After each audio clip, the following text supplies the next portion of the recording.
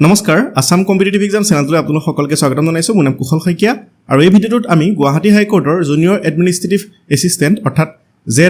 Previous year কুৱেশ্যনৰ ওপৰত discuss কৰিম 2023 চনৰ যিখন পেপাৰ আছিল সেইখনত কেনেকুৱা ধৰণৰ কুৱেশ্যন আহিছিল সেই বিষয়ে আলোচনা কৰিম তাৰ লগতে JAA যিটো এক্সাম আছে তাৰ এক্সাম পেটাৰ্নৰ বিষয়ে আমি আলোচনা কৰি যাম যদি ভিডিঅ'টো ভাল পায় লগৰ বন্ধু বান্ধৱীৰ সৈতে শ্বেয়াৰ কৰিব আৰু যদি চেনেলটো ইতিলৈকে ছাবস্ক্ৰাইব কৰে ছাবস্ক্ৰাইব কৰি ল'ব এইখিনিতে আপোনালোকক এটা ইনফৰমেশ্যন দি যাওঁ আমাৰ যিটো এপ আছে আসাম কম্পিটিটিভ এক্সাম এইটো প্লে ষ্ট'ৰত এভেইলেবল আছে যদি আপোনালোকে ইনষ্টল কৰিছে নাই চাব ইয়াতে ফোন নম্বৰ দি লগইন কৰিলে দেখিব আমাৰ বিভিন্ন ধৰণৰ কোৰ্ছ এভেইলেবল আছে আপুনি যদি আসাম গভৰ্ণমেণ্টৰ যিকোনো এক্সামৰ কাৰণে প্ৰিপেৰেশ্যন কৰি আছে তেতিয়াহ'লে আমাৰ এপটো ইনষ্টল কৰি আপুনি এবাৰ লগইন কৰি চাব পাৰে তাতে আসাম এনএছ পিপল তাৰ লগতে general studies foundation course available আছে এই কোৰ্ছকেইটা হৈছে ৰেকৰ্ডেড কোৰ্ছ গতিকে আপোনালোকে যিকোনো সময়ত এইখিনি চাব পাৰিব কণ্টেণ্ট ছেকশ্যনত ডেমো ক্লাছ আছে কণ্টেণ্টত গৈ পেলাই ডেমো ক্লাছখিনি চাই আপোনালোকে ডিচাইড কৰিব পাৰিব আসাম এনএছ পিপলত অসমৰ যিখিনি টপিক আছে আসাম হিষ্ট্ৰী পলিটি জিঅ'গ্ৰাফী গোটেইখিনি কনচেপ্ট ৱাইজ ডিটেইলছত দিয়া হৈছে আৰু জেনেৰেল ষ্টাডিজ ফাউণ্ডেশ্যন কোৰ্ছত অসমৰ টপিকখিনিৰ লগতে ইণ্ডিয়ান হিষ্ট্ৰী পলিটি জিঅ'গ্ৰাফী এইখিনিও কনচেপ্ট ৱাইজ ডিটেইলছত কৰা হৈছে যদি আপোনালোকে ইনষ্টল কৰিছে নাই চাব আৰু যদি ইচ্ছা কৰে কোৰ্ছ ল'ব পাৰিব 2023 চনৰ পেপাৰখন আলোচনা কৰাৰ আগতে আমি প্ৰথমতে JAA যিটো এক্সাম আছে জুনিয়ৰ এডমিনিষ্ট্ৰেটিভ এছিষ্টেণ্ট তাৰ এক্সামৰ ফৰ্মেটটোৰ ওপৰত চাওঁ এইটো তিনিটা ষ্টেজত এক্সামটো হ'ব ইয়াৰে প্ৰথম যিটো ষ্টেজ হৈছে সেইটো হৈছে কমন ৰিটেন টেষ্ট ইয়াতে টোটেল মাৰ্ক আছে 120 আৰু কি ছাবজেক্ট আহিব জেনেৰেল ইংলিছৰ আহিব 50 marks general knowledge including computer knowledge আহিব 30 মাৰ্কছ আৰু জেনেৰেল এপ্টিটিউডৰ আহিব 20 মাৰ্কছ টোটেল ইয়াতে 100 মাৰ্ক হ'ল 50 30 আৰু 20 তাৰ লগতে কোৱালিফাইং মাৰ্কছ হিচাপে 20 আহিব ইয়াতে আছামিজ লেংগুৱেজৰ কুৱেশ্যন আহিব 20 নম্বৰ আৰু এই 20 নম্বৰটো কোৱালিফাইং ইন নেচাৰ হ'ব অৰ্থাৎ ইয়াত কোৱালিফাই হ'লেহে আপোনালোকৰ বাকীখিনি চেক কৰা হ'ব গতিকে অসমীয়া যিখিনি কুৱেশ্যন আহিব সেইখিনিৰ ভিতৰত 40% পোৱাটো জৰুৰী হয় গতিকে 20 নম্বৰৰ ভিতৰত 40% পাব লাগিব তাৰ লগতে বাকী যি 100 নম্বৰ আছে তাৰ ওপৰত বেছ কৰি পেলাই মেৰিট লিষ্ট প্ৰকাশ কৰা হ'ব qualifying marks shall be 40% of 20 that is 8 marks অৰ্থাৎ 8 মাৰ্ক পাবই লাগিব অসমীয়া কুৱেশ্যনখিনিৰ ভিতৰত প্ৰতিটো কুৱেশ্যনতে 1 নম্বৰকৈ থাকিব অৰ্থাৎ 120টা কুৱেশ্যন থাকিব 120 নম্বৰ হ'ব এক্সামটো there is negative marking for every wrong answer negative mark আছে 0.25 অৰ্থাৎ এটা ভুল হ'লে শুদ্ধ হোৱা মাৰ্কৰ পৰা 0.25 কটা যাব আৰু আছামিজ লেংগুৱেজৰ যি 20টা কুৱেশ্যন আহিব সেই 20টা কুৱেশ্যনৰ মাৰ্ক কিন্তু কাউণ্ট কৰা নহ'ব অৰ্থাৎ মেৰিট লিষ্টত সেই আছামিজ লেংগুৱেজৰ 20টা কুৱেশ্যনৰ মাৰ্ক যিমান পালেও 20ৰ ভিতৰত 20 পালেও কিন্তু সেয়া কাউণ্ট কৰা নহ'ব ডিষ্ট্ৰিক্ট ৱাইজ যিমানখিনি পোষ্ট আছে এটা পোষ্টৰ এগেইনষ্টত 5জনকৈ কেণ্ডিডেট ইয়াতে ছিলেক্ট কৰা হ'ব যাক ছেকেণ্ড ষ্টেজটোৰ কাৰণে মতা হ'ব অৰ্থাৎ কম্পিউটাৰ স্কিল টেষ্টৰ কাৰণে মতা হ'ব আৰু কম্পিউটাৰ স্কিল টেষ্টত টোটেল আছে 35 মাৰ্ক ইয়াৰে 20 মাৰ্কৰ কম্পিউটাৰ টেষ্ট হ'ব আৰু 15 মাৰ্কৰ হ'ব proficiency in word processor and spreadsheet আৰু এই কম্পিউটাৰ স্কিল টেষ্টত পাছ কৰাৰ পিছত এটা পোষ্টৰ এগেইনষ্টত 3জনকৈ ভাইভালে মতা হ'ব candidates in the ratio' of 1:3 অৰ্থাৎ এটা পোষ্টৰ এগেইনষ্টত ডিষ্ট্ৰিক্ট ৱাইজত 3জনকৈ কেণ্ডিডেট ভাইভালে মতা হ'ব ভাইভাত থাকিব টোটেল 15 মাৰ্ক আউট অফ 100 অৰ্থাৎ ৰিটেন টেষ্টৰ 100 তাৰ লগতে কম্পিউটাৰ স্কিল টেষ্টৰ 35 আৰু ভাইভাৰ 15 মাৰ্কৰ ওপৰত বেছ কৰি পেলাই কোৱালিফাই হিচাপে ডিক্লেয়াৰ কৰা হ'ব ঠিক আছে ইয়াতে প্ৰথমটো এক্সাম যিটো ৰিটেন টেষ্ট আছে সেইটো 120 নম্বৰ হ'ব কিন্তু যিটো 20 নম্বৰ আছে সেইটো যিহেতু আছামিজ লেংগুৱেজৰ কুৱেশ্যন আহিব সেই 20টা কুৱেশ্যন আছামিজ লেংগুৱেজৰ আহিব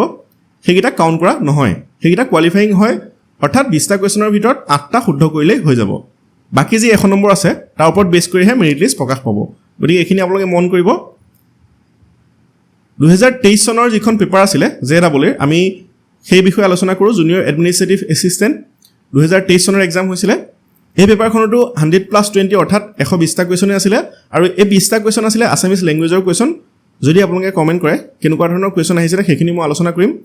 আজি আমি এই ভিডিঅ'টোত জিকে আৰু কম্পিউটাৰৰ যিখিনি কুৱেশ্যন আহিছিলে সেইখিনি আলোচনা কৰিম প্ৰথম কুৱেশ্যনটো চাওঁ for what sport the Wellesley trophy is awarded Wellesley trophy কোনটো খেলৰ বাবে প্ৰদান কৰা হয় আমি এই কুৱেশ্যনখিনি ডিছকাছ কৰিছোঁ যাতে আপোনালোকে গম পায় যে কেনেকুৱা ধৰণৰ কুৱেশ্যন সুধিছে আৰু প্ৰিপেৰেশ্যন কৰোঁতে আপোনালোকৰ অকণমান সুবিধা হ'ব যাতে এনেকুৱা ধৰণৰ ৰিলেটেড যিবিলাক কুৱেশ্যন আছে আপোনালোকে এবাৰ চাব পাৰে ৱেভিলিছ ট্ৰফি কোনটো খেলৰ সৈতে জড়িত অপশ্যন যিখিনি দিয়া আছে ইয়াতে ডি অপশ্যনটো কাৰেক্ট হ'ব ৰাগবি ৱেব ইলিছ কাপ ৰাগবি বিশ্বকাপৰ বিজয়ী দলক প্ৰদান কৰা হয় আৰু এই যি খেল আছে খেলৰ যি উদ্ভাৱক আছিলে তেখেতৰ নামেৰে এই ট্ৰফিটোৰ নামকৰণ কৰা হৈছে উইলিয়াম ৱেব ইলিছ আছিলে তেখেতৰ নাম তেখেতে উদ্ভাৱন কৰাৰ কাৰণে তেখেতৰ নামেৰে নামকৰণ কৰা হৈছে এই ট্ৰফিটো গতিকে ৰাগবি খেলৰ সৈতে জড়িত আছে ৱেব ইলিছ ট্ৰফি মনত ৰাখিব নেক্সট ইয়াৰ পিছৰ প্ৰশ্ন চাওঁ the term castling is associated with which sport castling শব্দটো কোনটো খেলৰ সৈতে জড়িত এইখিনিতে মই কৈ যাওঁ যে হাইকোৰ্টৰ JAA এক্সামত অসমীয়াত কিন্তু কুৱেশ্যন নুসুধে ইয়াতে অসমীয়াত মই ট্ৰেন্সলেট কৰি দিছোঁ যাতে আপোনালোকৰ কুৱেশ্যনৰ ফৰ্মেটটো বুজিবৰ কাৰণে সহজ হয় আৰু আমি আলোচনা কৰিবলৈ সহজ হয় সেইকাৰণে অসমীয়াত ইয়াতে ট্ৰেন্সলেট কৰি দিয়া হৈছে the term castling is associated with which sport আপোনালোকে নিশ্চয় দবা খেলে চেছ খেলে গতিকে চেছৰ সৈতে জড়িত আছে ক্ৰেছলিংটো অপশ্যন ইয়াতে বিটো কাৰেক্ট হ'ব যদি দবা খেল জানে নিশ্চয় আপোনালোকে ক্ৰেছলিং কেনেদৰে কৰা হয় জানে এটা অপশ্যন বিটো কাৰেক্ট হ'ব চেছ খেলৰ উদ্ভাৱন ক'ত হৈছিলে ইণ্ডিয়াত হৈছিলে এইটো মনত ৰাখিব এনেকুৱা ধৰণৰ প্ৰশ্নও সুধিব পাৰে যিহেতু খেলৰ ৰিলেটেড প্ৰশ্ন সুধিছে গতিকে আপোনালোকে স্পৰ্টছ ৰিলেটেড যিখিনি টপিক আছে সেইখিনি অকণমান ভালদৰে চাব নেক্সট ইয়াৰ পিছৰ প্ৰশ্ন চাওঁ dong is the currency of which country dong কোনখন দেশৰ মুদ্ৰা হয় গতিকে মুদ্ৰাৰ সম্পৰ্কত প্ৰশ্ন সুধিব পাৰে যে কোনখন দেশৰ মুদ্ৰা কি হয় সেইখিনিও আপোনালোকে অকণমান চাব লাগিব অপশ্যন যিখিনি দিয়া আছে ইয়াতে ডি অপশ্যনটো কাৰেক্ট হ'ব ভিয়েটনাম ডং কোনখন দেশৰ মুদ্ৰা হয় ভিয়েটনামৰ কাৰেঞ্চি হয় ডং ইয়াতে মই এখন ফটো লগাই দিছোঁ এইটো হৈছে ডং ভিয়েটনামৰ কাৰেঞ্চি হৈছে ডং যেনেকৈ আমাৰ ইণ্ডিয়াৰ ৰুপি তেনেকৈ ভিয়েটনামৰ আছে ডং নেক্সট ইয়াৰ পিছৰ প্ৰশ্ন চাওঁ the national anthem of which country is Bilady Bilady Bilady Bilady Bilady Bilady কোন দেশৰ ৰাষ্ট্ৰীয় সংগীত হয় আমাৰো যেনেকৈ ৰাষ্ট্ৰীয় সংগীত আছে তেনেকৈ প্ৰতিখন দেশৰ ৰাষ্ট্ৰীয় সংগীত আছে বিলাডি বিলাডি বিলাডি এইটো হৈছে ইজিপ্তৰ ৰাষ্ট্ৰীয় সংগীত গতিকে এনেকুৱা ধৰণৰ প্ৰশ্নও সুধিছে আপোনালোকে অকণমান মন কৰিব বেলেগ বেলেগ দেশৰ ৰিলেটেড প্ৰশ্ন সুধিছে যিহেতু বিলাডি বিলাডি বিলাডি তাৰ অৰ্থ হৈছে মোৰ দেশ মোৰ দেশ মোৰ দেশ ইজিপ্তৰ এইটো ৰাষ্ট্ৰীয় সংগীত হয় নেক্সট ইয়াৰ পিছৰ প্ৰশ্ন চাওঁ same is the parliament of which country same কোনখন দেশৰ সংসদ হয় আমাৰ লোকসভা আৰু ৰাজ্যসভা লোকসভাক কি বুলি কোৱা হয় লোৱাৰ হাউচ অৰ্থাৎ নিম্ন সদন আৰু ৰাজ্যসভাক কোৱা হয় আপাৰ হাউচ ঠিক আছে ঠিক তেনেকৈ ছেইম কোনখন দেশৰ সংসদ হয় ছেইম হৈছে পোলেণ্ডৰ সংসদ আমাৰ যেনেকৈ লোকসভা আছে যাক লোৱাৰ হাউচ বুলি কোৱা হয় তেনেকৈ পোলেণ্ডৰ লোৱাৰ হাউচ হৈছে ছেইম গতিকে অপশ্যন ইয়াতে চিটো কাৰেক্ট হ'ব Poland the Sejm is the lower house of national legislature অফ পোলেণ্ডৰ নিম্ন সদনখন হৈছে ছেইম গতিকে এনেকুৱা ধৰণৰ টপিক সুধিছে যিহেতু আপোনালোকে এইখিনি অকণমান চাব লাগিব ইণ্ডিয়ান পলিটিৰ প্ৰশ্ন সোধে যিহেতু হাইকোৰ্টৰ এক্সাম হয় পলিটিৰ প্ৰশ্নটো থাকিবই services under the union and the states R ডিল্ড under which part of the constitution of India কেন্দ্ৰৰ ৰাজ্যসমূহৰ অধীনত থকা সেৱাসমূহ ভাৰতীয় সংবিধানৰ কোনটো অংশত আলোচনা কৰা হৈছে ইয়াতে কি কৈছে কেন্দ্ৰ আৰু ৰাজ্যসমূহৰ যি সম্পৰ্ক আছে সম্পৰ্কৰ কথা সোধা নাই ইয়াতে সুধিছে যে কেন্দ্ৰৰ ৰাজ্যসমূহৰ অধীনত থকা সেৱাসমূহ অৰ্থাৎ services under the union and states ভাৰতীয় সংবিধানৰ কোনটো অংশত আছে বা কোনটো পাৰ্টত আছে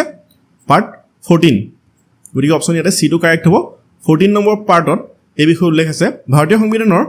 14 নম্বৰ ভাগত কেন্দ্ৰৰ ৰাজ্যসমূহৰ অধীনত থকা সেৱাসমূহৰ বিষয়ে উল্লেখ কৰা হৈছে 308 পৰা 332 নং অনুচ্ছেদলৈকে এইখিনি আলোচনা কৰা হৈছে ইয়াৰ ৰিলেটেড যদি আমি দুই এটা টপিক চাই যাওঁ তেতিয়াহ'লে পাৰ্ট 10ত আছে শিডিউল্ড এণ্ড ট্ৰাইবেল এৰিয়াছ গতিকে এনেকুৱা ধৰণৰ টপিক সুধিব পাৰে যে শিডিউল আৰু ট্ৰাইবেল এৰিয়াৰ বিষয়ে কোনটো পাৰ্টত আছে পাৰ্ট 10 আৰ্টিকল 244 এইটো কিহৰ লগত ৰিলেটেড শিডিউল এণ্ড ট্ৰাইবেল এৰিয়াছৰ লগত ৰিলেটেড পাৰ্ট 11ত আছে relations between union and the states মনত ৰাখিব এইখিনি কথা যে পাৰ্ট 11ত আছে relations between union and states কিন্তু পাৰ্ট 14ত কি আছে services under union and states গতিকে প্ৰশ্নত সুধিছিলে services under union and states part 14তহে আছে পাৰ্ট 11ত আছে relation between union and states part 12ত আছে ফাইনেন্স প্ৰপাৰ্টি কণ্ট্ৰেক্টছ এণ্ড ছুইটছ আৰু পাৰ্ট 13ত আছে trade and commerce within the territory of India এইখিনি আপোনালোকে মনত ৰাখিবলৈ চেষ্টা কৰিব কোনটো পাৰ্টত কি আছে ইণ্ডিয়ান পলিটিৰ প্ৰশ্ন হাইকোৰ্টৰ এক্সামত সুধিবই নেক্সট ইয়াৰ পিছৰ প্ৰশ্ন চাওঁ by which constitutional amendment act the 9th schedule was added in the constitution of India কোনটো সাংবিধানিক সংশোধনী আইনৰ দ্বাৰা ভাৰতীয় সংবিধানত নৱম অনুসূচী যোগ কৰা হৈছিলে নৱম অনুসূচী কোনটো সাংবিধানিক সংশোধনীৰ দ্বাৰা আমাৰ ভাৰতৰ সংবিধানত এড কৰা হৈছিলে অপশ্যন যিখিনি দিয়া আছে ইয়াৰ ভিতৰত এই অপশ্যনটো কাৰেক্ট হ'ব ফাৰ্ষ্ট এমেণ্ডমেণ্ট 1951ত কৰা প্ৰথমটো সংশোধনীৰ জৰিয়তে নৱম অনুসূচী সংবিধানত যোগ কৰা হৈছিলে গতিকে 1951 চনত কৰা প্ৰথমটো সংশোধনীয়ে ভূমি সংস্কাৰ আইনসমূহক ন্যায়িক পৰ্যালোচনাৰ পৰা ৰক্ষা কৰাৰ উদ্দেশ্যে নৱম অনুসূচী সংবিধানত যোগ কৰা হৈছিলে কিমান চনত 1951ত মনত ৰাখিব এইখিনি প্ৰথমটো এমেণ্ডমেণ্ট হৈছিলে সংবিধানৰ নেক্সট ইয়াৰ পিছৰ প্ৰশ্ন চাওঁ by which constitutional amendment act the Dogri language along with 3 others were added in the 8th schedule of Indian constitution কোনটো সাংবিধানিক সংশোধনী আইনৰ দ্বাৰা ডগ্ৰী ভাষাসহ আন 3টা ভাষা ভাৰতীয় সংবিধানৰ 8ম অনুসূচীত সংযোজন কৰা হৈছিলে আমাৰ ভাৰতৰ সংবিধানৰ 8ম অনুসূচীত কি আছে আমাৰ সাংবিধানিক ভাষাসমূহ আছে অৰ্থাৎ 22টা ভাষাক যি সাংবিধানিক ভাষাৰ মৰ্যাদা প্ৰদান কৰা হৈছে এই ভাষাসমূহৰ বিষয়ে আছে 8ম অনুসূচীত প্ৰথম অৱস্থাত 22টা নাছিলে সংবিধান যেতিয়া গৃহীত হৈছিলে সেইখন সময়ত 14টা ভাষাকহে সাংবিধানিক ভাষা হিচাপে মৰ্যাদা প্ৰদান কৰা হৈছিলে সেই সময়তে অসমীয়া ভাষাটো সাংবিধানিক ভাষা হিচাপে এই 14টাৰ ভিতৰতে সোমাই আছিলে কিন্তু সময়ৰ লগে লগে আৰু কিছুমান ভাষা সাংবিধানিক ভাষা হিচাপে মৰ্যাদা প্ৰদান কৰাৰ দৰকাৰ হ'ল সেয়েহে সময়ে সময়ে সংবিধান সংশোধন কৰি পেলাই ভাষাসমূহক সাংবিধানিক ভাষাৰ মৰ্যাদা প্ৰদান কৰা হৈছিলে ডগৰী ভাষাসহ আন তিনিটা ভাৰতীয় ভাষা সংবিধানৰ ৮ম অনুসূচীত কোনটো সংশোধনী আইনৰ দ্বাৰা এড কৰা হৈছিলে অপশ্যন যিখিনি দিয়া আছে ইয়াতে বি অপশ্যনটো কাৰেক্ট হ'ব ৯২তম সংশোধনী আইনৰ দ্বাৰা এই ভাষাকেইটা ৮ম অনুসূচীত সংযোজন কৰা হৈছিলে ইয়াতে আমাৰ বড়ো লেংগুৱেজটো আছিলে আমাৰ অসমৰ বড়ো লেংগুৱেজটো ২০০৩ চনত ৯২তম সাংবিধানিক সংশোধনী আইনৰ জৰিয়তে সাংবিধানিক ভাষা হিচাপে এড কৰা হৈছিলে গতিকে ইয়াতে অপশ্যন ইয়াতে বিটো কাৰেক্ট হ'ব 92nd Amendment Act. The 92nd Amendment 2003 added Bodo, Dogri, Moithali and Santali to the 8th schedule. এইকেইটা ভাষাক 2003 চনত ৯২তম সাংবিধানিক সংশোধনীৰ জৰিয়তে সাংবিধানিক ভাষাৰ মৰ্যাদা প্ৰদান কৰা হৈছিলে ইয়াতে আমাৰ বড়োটো আছে সেইকাৰণে সুধিছিলে এক্সামত ঠিক আছে নেক্সট ইয়াৰ পিছৰ প্ৰশ্ন চাওঁ Naini is a fresh water lake it is situated in which Indian state Naini হৈছে এটা নিৰ্মল পানীৰ হ্ৰদ এই হ্ৰদটো ভাৰতৰ কোনখন ৰাজ্যত অৱস্থিত নৈনিতাল নিশ্চয় নাম শুনিছে এই নৈনী হৈছে এটা ফ্ৰেছ ৱাটাৰ লেক এইটো ক'ত আছে উত্তৰাখণ্ডত আছে অপশ্যন ইয়াতে বিটো কাৰেক্ট হ'ব উত্তৰাখণ্ডৰ এটা হ্ৰদ হয় ফ্ৰেছ ৱাটাৰ লেক হয় Naini the fresh water lake named Naini also' known as Nainital lake is situated in the Indian state of উত্তৰাখণ্ডত অৱস্থিত এই নৈনিতাল লেক নেক্সট ইয়াৰ পিছৰ প্ৰশ্ন চাওঁ which Mughal empire is also' known as Zindapir এইটো আমি বহুতবাৰ আলোচনা কৰিছোঁ আপোনালোকে নিশ্চয় জানে ঔৰংজেবক জিন্দাপীৰ বুলি জনা যায় গতিকে কোনজন মোগল সম্ৰাটক জিন্দাপীৰ নামেৰে জনা গৈছিলে অপশ্যন ইয়াতে বিটো কাৰেক্ট হ'ব ঔৰংজেবক জিন্দাপীৰ বুলি জনা গৈছিলে অৰ্থাৎ লিভিং চাইন বুলি জনা গৈছিলে তেখেতৰ যি জীৱনশৈলী আছে আৰু ধৰ্মীয় ভক্তিৰ বাবে জিন্দাপীৰ বুলি জনা গৈছিলে কিন্তু ঔৰংজেবৰ যি জীৱনৰ কাহিনী আমি নিশ্চয় জানো সকলোৱে গতিকে তেওঁ কিমান ধৰ্মীয় ভক্তিক বিশ্বাস কৰিছিলে সেইটো আপোনালোকে নিশ্চয় জানে ইয়াতে অপশ্যন বিটো কাৰেক্ট হ'ব ঔৰংজেব নেক্সট ইয়াৰ পিছৰ প্ৰশ্ন চাওঁ Tharman Shanmugaratnam is the present president of dash Tharman Shanmugaratnam বৰ্তমান কোন দেশৰ ৰাষ্ট্ৰপতি হয় এখেত বৰ্তমানৰ ৰাষ্ট্ৰপতি হৈ আছে ছিংগাপুৰৰ গতিকে অপশ্যন ইয়াতে চিটো কাৰেক্ট হ'ব ছিংগাপুৰ ৰিচেণ্ট যদি কোনোবা প্ৰেচিডেণ্ট চেঞ্জ হয় সেইখিনি আপোনালোকে মনত ৰাখিবলৈ চেষ্টা কৰিব এনেকুৱা ধৰণে যিহেতু প্ৰশ্ন সুধিছে থাৰ্মান চানমুগাৰত্নম বৰ্তমান কোন দেশৰ ৰাষ্ট্ৰপতি হয় ছিংগাপুৰৰ ৰাষ্ট্ৰপতি অপশ্যন ইয়াতে চিটো কাৰেক্ট হ'ব নেক্সট ইয়াৰ পিছৰ প্ৰশ্ন চাওঁ the incumbent chief justice of India honourable doctor justice DY Chandrachud will demit office on November 10, 2024. Going by the rule of seniority, who is expected to succeed him? এটো যেহেতু 2023 চনত খুদিছিলে প্ৰশ্ন গতিকে এতিয়া হলনি হল এটো 2024 চনৰ 10 নৱেম্বৰলৈকে মুখ্য ন্যায়াধীশ আছিলে DY চন্দ্ৰচূড় তেখেতৰ ৰিটায়াৰমেণ্টৰ পিছত চিফ জাষ্টিছ হৈছিলে সঞ্জীৱ খান্না কিন্তু বৰ্তমান চিফ জাষ্টিছ বেলেগ এটো মনত ৰাখিব বৰ্তমান আমাৰ ভাৰতৰ চিফ জাষ্টিছ অফ ইণ্ডিয়া হৈছে ভূষণ ৰামকৃষ্ণ গাৱাই এখেত 2025 চনৰ 14 মেত অফিচত জইন কৰে এজ এ চিফ জাষ্টিছ গতিকে এইটো মনত ৰাখিব সঞ্জীৱ খান্নাই 2024 চনৰ 11 নৱেম্বৰৰ পৰা 2025 চনৰ 13 মেলৈকে চিফ জাষ্টিছ হৈ আছিলে আৰু বৰ্তমান হৈছে Bhushan Ramkrishna Gavai chief justice of India মনত ৰাখিব এনেকুৱা ধৰণৰ প্ৰশ্ন সুধিব পাৰে যিহেতু হাইকোৰ্টৰ পৰীক্ষা নেক্সট ইয়াৰ পিছৰ প্ৰশ্ন চাওঁ who serve as the first chief justice of Assam high court Assam উচ্চ ন্যায়ালয়ৰ প্ৰথম মুখ্য ন্যায়াধীশ কোন হয় অপশ্যন যিখিনি দিয়া আছে তাৰ ভিতৰত বি অপশ্যনটো কাৰেক্ট হ'ব জাষ্টিছ ছাৰ RF লছ ন্যায়াধীশ RF লছ আছিলে আমাৰ অসমৰ যি হাইকোৰ্ট গুৱাহাটী হাইকোৰ্টৰ প্ৰথমগৰাকী মুখ্য ন্যায়াধীশ RF লছ was the first chief justice of Assam High Court. The Assam High Court initially had its sitting at Shillong. প্ৰথমতে Assam High Court শিলঙত আছিলে but shifted to Guwahati on 14 August 1948. এটো মনত ৰাখিব যে 1948 চনৰ 14 আগষ্টত গুৱাহাটীলৈ হাইকোৰ্ট শিফট কৰা হৈছিলে প্ৰথমতে ইয়াৰ নামটো high court of Assam and Nagaland আছিলে কিন্তু পিছত ইয়াক ৰিনেম কৰা হৈছিলে 1971ত গুৱাহাটী হাইকোৰ্ট হিচাপে ৰিনেম কৰা হৈছিলে মনত ৰাখিব এইখিনি কথা যে 1971ত গুৱাহাটী হাইকোৰ্ট হিচাপে ৰিনেম কৰা হয় প্ৰথমতে কি বুলি আছিলে high court of Assam and Nagaland আছিলে ঠিক আছে প্ৰথমগৰাকী চিফ জাষ্টিছ হৈছে RF লছ মনত ৰাখিব এইটো নেক্সট ইয়াৰ পিছৰ প্ৰশ্ন চাওঁ who among the following bears the distinction of being the only non lawyer and only officer of the Indian civil service to serve as the chief justice of India তলৰ কোনজন ভাৰতৰ মুখ্য ন্যায়াধীশ হিচাপে কাৰ্যনিৰ্বাহ কৰা একমাত্ৰ অধিবক্তা অৰ্থাৎ অধিবক্তা নহয় আৰু ভাৰতীয় অসামৰিক সেৱা অৰ্থাৎ ICS বিষয়া আছিলে তেওঁ ICS বিষয়া হোৱাৰ গৌৰৱ বহন কৰে একমাত্ৰ ব্যক্তি যিগৰাকী লয়াৰ নহয় আৰু এগৰাকী ICS অফিচাৰ আছিলে সেইগৰাকী কোন হয় অপশ্যন যিখিনি দিয়া আছে তাৰ ভিতৰত ডি অপশ্যনটো কাৰেক্ট হ'ব জাষ্টিছ KN ৱানছো ইম্পৰ্টেণ্ট হয় এইবিলাক টপিক যিহেতু হাইকোৰ্টৰ এক্সাম গতিকে এনেকুৱা ধৰণৰ টপিকবিলাক আপোনালোকে মনত ৰাখিবলৈ চেষ্টা কৰিব ৰিড যিখিনি আছে ৰিডখিনি আপোনালোকে চাবলৈ চেষ্টা কৰিব হাবিয়াছ কৰ্পাছ কি হয়, কো ৱাৰাণ্ট কি হয়, এইখিনি প্ৰশ্ন সুধিব পাৰে। যেহেতু ইণ্ডিয়ান পলিটিৰ প্ৰশ্ন সোধে তেনেকুৱা ধৰণৰ টপিকবিলাকো সোধাৰ সম্ভাৱনা আছে। জাষ্টিছ কে এন ৱানছো এখেত অধিবক্তা নহয়, লয়াৰ নাছিলে তেওঁ, লয়াৰ নোহোৱাকৈ আৰু ICS বিষয়া হৈ পেলাই চিফ জাষ্টিছ অফ ইণ্ডিয়া হোৱা এওঁৱেই একমাত্ৰ ব্যক্তি, গতিকে নামটো মনত ৰাখিব। 10th chief justice of India আছিলে তেওঁ। নেক্সট ইয়াৰ পিছৰ প্ৰশ্ন চাওঁ। দ্য পপুলাৰ কোটেশ্যন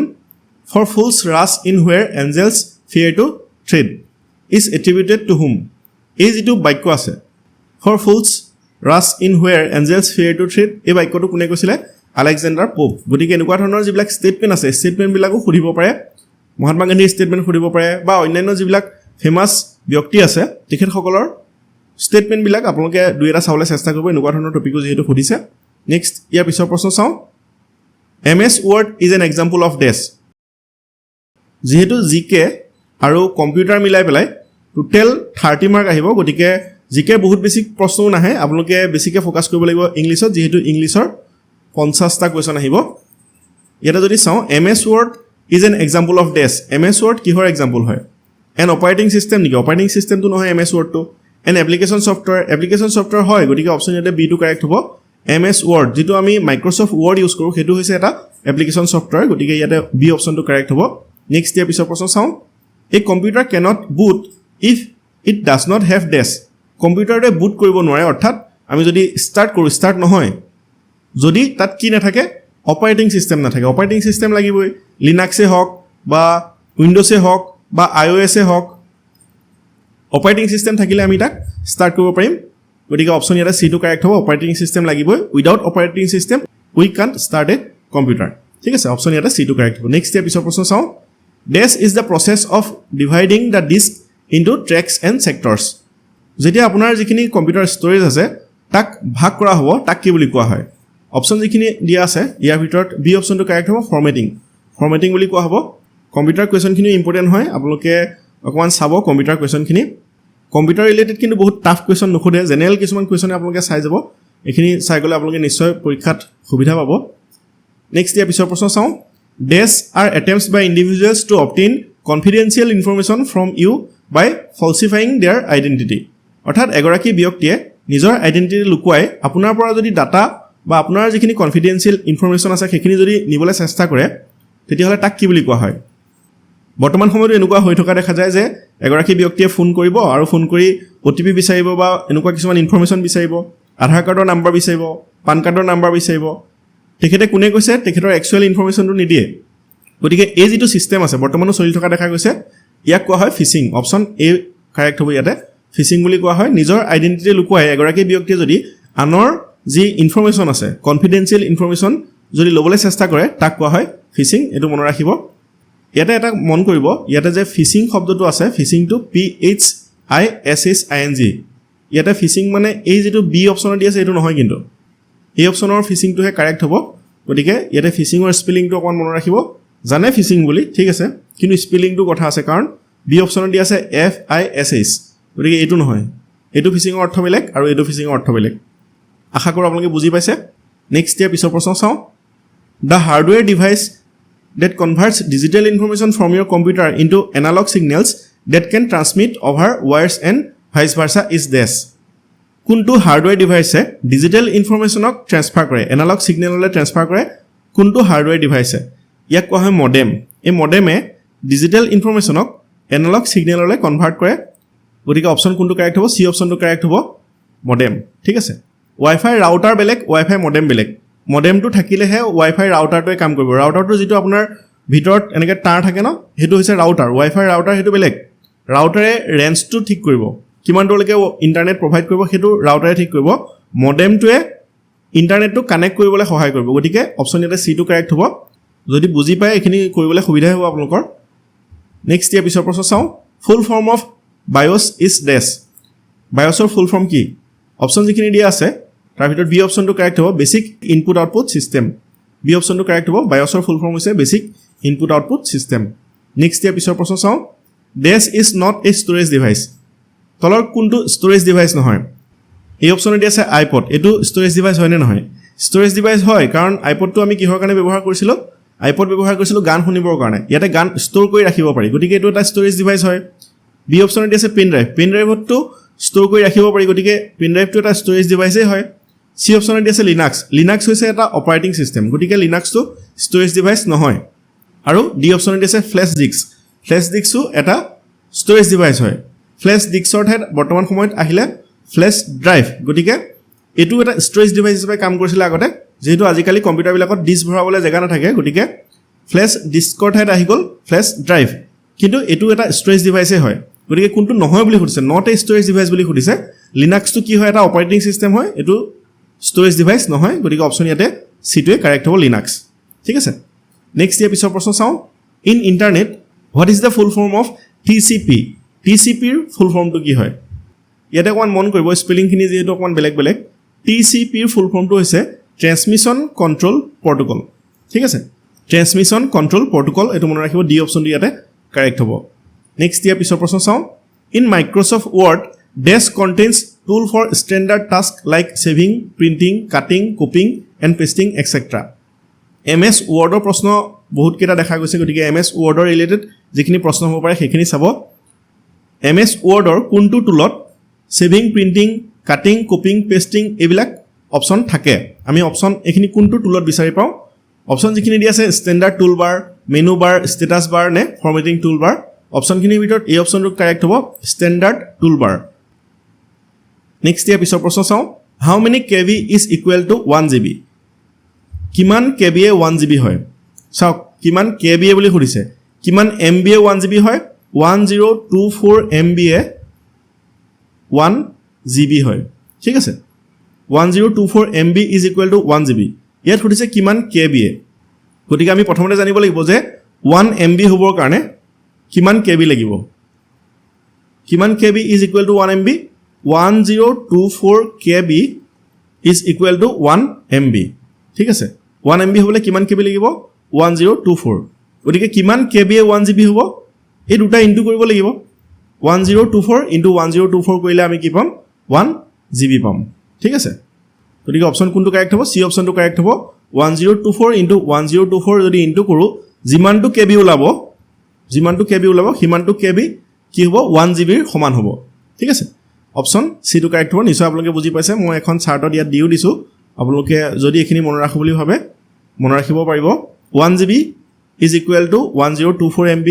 1 MB সমান কিমান 1024 KB গতিকে কিমান KB 1 GB হ'ব আমি এই দুটা পূৰণ কৰিব লাগিব তেতিয়া পাম এই এমাউণ্টটো আৰু ইমান KB হৈছে ইজ ইকুৱেল টু 1 GB ঠিক আছে নেক্সট ইয়াৰ পিছৰ প্ৰশ্ন চাওঁ Android is a mobile operating system designed primarily for touch-screen mobile devices such as smartphones and tablets. Which among the following was the earliest Android operating system? Earliest Android operating system to asile Android 1. Android 1 asile ekebare prothom operating system to kintu hetu public kora howa nasile prothom to public Android operating system asile Cupcake. Android Cupcake buliu jana jay gotike option yate etu correct hobo Cupcake. ইয়াতে মই এটা shirt দি দিছোঁ আপোনালোকে এইখিনি মনত ৰাখিবলৈ চেষ্টা কৰিব এণ্ড্ৰইড 1.0 এইটো আছিলে এণ্ড্ৰইডে বনোৱা প্ৰথমটো অপাৰেটিং ছিষ্টেম স্মাৰ্টফোনৰ কাৰণে বনাইছিলে যিটো ছেপ্টেম্বৰ 2008 চনত 23 ছেপ্টেম্বৰ তাৰিখে এইটো তেওঁলোকে বনাই কমপ্লিট কৰিছিলে তাৰপিছত আহিলে এণ্ড্ৰইড 1.1 ভাৰ্চন চেঞ্জ হৈ পেলাই কিছুমান আপডেট কৰিলে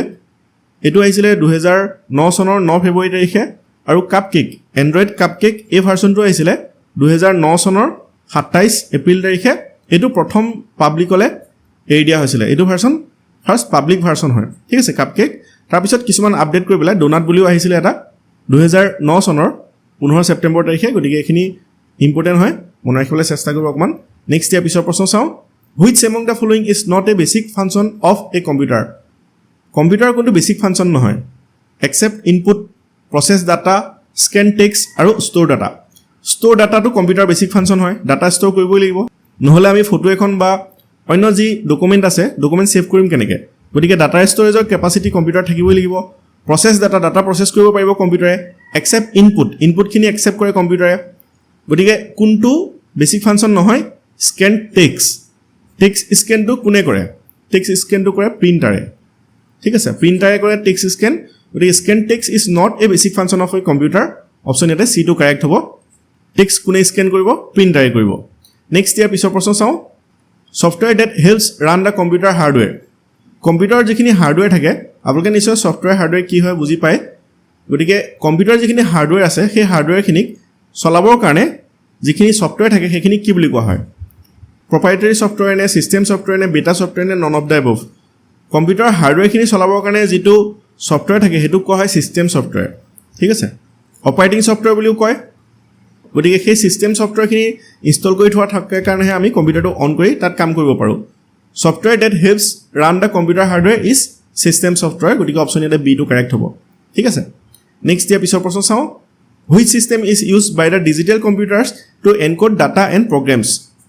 ডিজিটেল কম্পিউটাৰে ডাটা এনকোড কৰিবৰ কাৰণে বা প্ৰগ্ৰেম এটা চলাবৰ কাৰণে কি সিস্টেমত কাম কৰে যিটো সিস্টেমত কাম কৰে সেই সিস্টেমটো কোৱা হয় বা যিটো প্ৰচেছত কাম কৰে সেইটো প্ৰচেছটো কোৱা হয় বাইনাৰী প্ৰচেছ বা বাইনাৰী সিস্টেম অৰ্থাৎ ইয়াতে কোডবিলাক এনেকৈ লিখা থাকে 01110 অনলি ইয়াত দুটা নম্বৰ ইউজ হয় এটা হৈছে 0 আৰু আনটো হৈছে 1 এই দুটা ব্যৱহাৰ কৰিয়ে কম্পিউটাৰৰ কামবিলাক কৰা হয় বা ডাটা প্ৰচেছ কৰা হয় বা প্ৰগ্ৰেমবিলাক চলে গতিকে এই যিটো সিস্টেম আছে ইয়াক কোৱা হয় বাইনাৰী প্ৰচেছ গতিকে এইটো মনত ৰাখিব অপশ্যন ইয়াতে এইটো কাৰেক্ট হ'ব ঠিক আছে নেক্সট ইয়াৰ পিছৰ প্ৰশ্ন চাওঁ in Microsoft excel the dash function returns the largest value among the values pass and arguments অৰ্থাৎ এই যিটো চিম্বল আছে এই চিম্বলটোৰ আগত কি আমি ইউজ কৰিলে এটা ডাটাৰ লাৰ্জেষ্ট ভেলুটো পাম অৰ্থাৎ ধৰি লওক এক্সেলত কিছুমান ডাটা আছে 12 24 18 30 26 ইয়াৰ ভিতৰত লাৰ্জেষ্ট ডাটাটো উলিয়াবলৈ আমি কিটো ফাংচন ব্যৱহাৰ কৰিম ইয়াতে যদি আমি ইকুৱেল মেক্স লিখি পেলাই ব্ৰেকেট দি এই গোটেই নাম্বাৰখিনি সিলেক্ট কৰোঁ আৰু ব্ৰেকেট ক্লোজ কৰি পেলাই এণ্টাৰ কৰি দিওঁ তেতিয়াহ'লে মেক্সিমাম নাম্বাৰটো অৰ্থাৎ কোনটো নাম্বাৰ মেক্স হয় সেইটো ওলাই পৰিব অৰ্থাৎ ইয়াতে মেক্সিমাম নাম্বাৰ কোনটো হয় 30 ইয়াতে 30 ভেলুটো আহি যাব ঠিক আছে গতিকে এইটো ইউজ কৰোঁ কেতিয়া যেতিয়া আমি ডাটাৰ ভিতৰত মেক্সিমাম নাম্বাৰ কোনটো হয় সেইটো উলিয়াবলগীয়া হয় গতিকে ইয়াতে কোনটো অপশ্যন কাৰেক্ট হ'ব অপশ্যন চিটো কাৰেক্ট হ'ব মেক্স ঠিক আছে আশা কৰোঁ আপোনালোকে মাইক্ৰ'ছফ্ট এক্সেল ইউজ কৰিছে আৰু এইখিনি আপোনালোকে কৰিব জানে গতিকে এনেকুৱা ধৰণৰ প্ৰশ্ন যিহেতু সুধিছে আপোনালোকে এইখিনি চাব অকণমান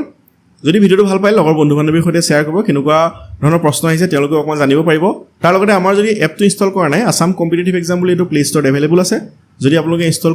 কৰি চাই পেলাই তাতে phone number the log in কৰিব লগ ইন কৰিলে দেখা পাব আমাৰ বিভিন্ন ধৰণৰ কোৰ্চ এভেইলেবল আছে তাতে আছাম এনএছ পিপুল এইটো অসমৰ যিখিনি টপিক আছে Assam history polity geography art and culture literature গোটেইখিনি ইয়াতে কনচেপ্ট ৱাইজ ডিটেইলছত বুজোৱা হৈছে এইটো ৰেকৰ্ডেড কোৰ্চ হয় আপোনালোকে লৈ পেলাই নিজৰ সময় সুবিধা মিলাই পেলাই এইখিনি চাব পাৰিব কণ্টেণ্ট ছেকশ্যনত আপোনালোকে ডেমো ক্লাছ পাব প্ৰথমতে ডেমো ক্লাছখিনি চাই লৈও ডিচাইড কৰিব পাৰিব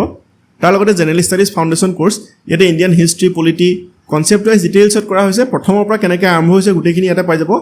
বহুত বেছি প্ৰাইজো নহয় কিতাপ এখনৰ দাম আপোনালোকে খালি ডিজিটেল ফৰ্মেটত এইখিনি পাব গতিকে যদি ইচ্ছা কৰে আমাৰ এপটো ইনষ্টল কৰি পেলাই ল'ব পাৰিব এই ভিডিঅ'টোত মানে আমি পুনৰ লগ পাম ধন্যবাদ